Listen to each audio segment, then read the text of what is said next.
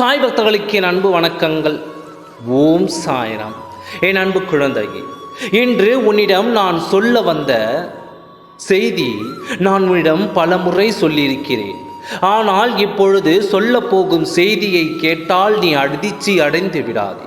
இன்று நடந்த விஷயத்தில் நான் என்ன இருக்கிறது என்று பார்த்து அதற்கு காரணமாக இருப்பவர்களுக்கு என்ன கொடுக்க வேண்டுமோ அதை நான் கொடுத்து விடுகிறேன். உனக்கு வேண்டியதை எந்த நேரத்தில் உன் கைகளில் வந்து சேர வேண்டுமோ அது அந்த நேரத்தில் வந்து சேரும். எதற்கும் கவலையும் கஷ்டமும் வேதனையும் அதற்கு ஒரு தீர்வாகாது. அதனால் நீ எதையும் மீட்டு எடுக்க முடியாது. அதனால் அதை விட்டுவிட்டு உன் வாழ்க்கையில் அடுத்து என்ன செய்தால் உன் நிலைமை எப்படி உயரும் என்பதை நினைத்து நீ நடந்து கொண்டே இரு. யார் என்ன சொன்னாலும் எந்த இடத்திலும் நின்றுவிடாது. நின்றுவிட வேண்டும் என்று தான் எல்லோரும் எதிர்பார்த்து காத்திருக்கிறார்கள். அந்த வாய்ப்பை அவர்களுக்கு கொடுத்து விடாதே. இத்தனை நாள் உனக்கு பாடாய் படித்து கொண்டு இருந்த அந்த சூழ்ச்சிக்கு காரணம் யார் என்று உனக்கு தெரியும். ஆனால் இப்பொழுது நான் சொல்ல போவது அந்த சூழ்ச்சிக்கு உனக்கே தெரியாமல் ஒளிந்து இருந்து அவர்களுக்கு உதவி செய்தவள் யார் என்று தான் இப்பொழுது சொல்லப் போகிறேன்.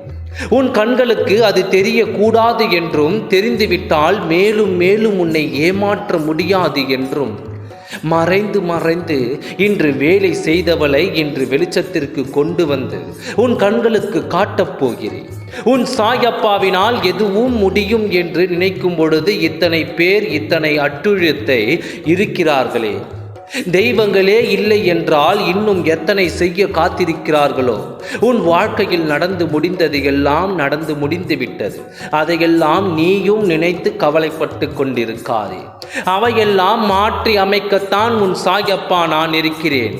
உன் வாழ்க்கையில் அமோகமான நாட்கள் உனக்காக காத்திருக்கிறது.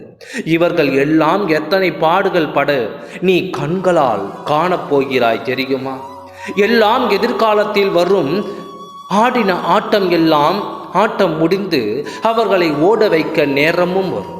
இப்பொழுது சொல்கிறேன் கேள். மறைந்து இருந்து உன்னை அவமதிக்க வேண்டும், உன் வாழ்வு கெட்டு போக வேண்டும் என்று சூழ்ச்சி செய்தவர்களுக்கு உதவியாக இருந்தவளின் முதல் எழுத்தை சொல்கிறேன் என்று சொன்னேன் அல்லவா?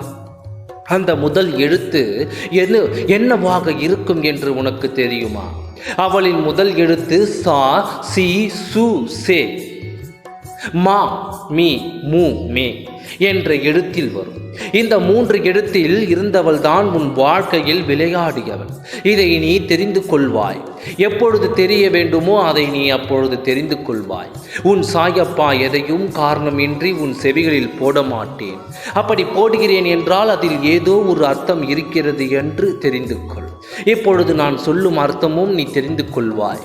நீ செல்லும் எல்லா நேர்வழி பாதையும் சாயப்பா இருந்து உன் வாழ்க்கையை உயர்த்துவேன். எல்லாம் நல்லபடியாக நடக்கும். ஓம் சாய்ராம். நன்றி, வணக்கம்.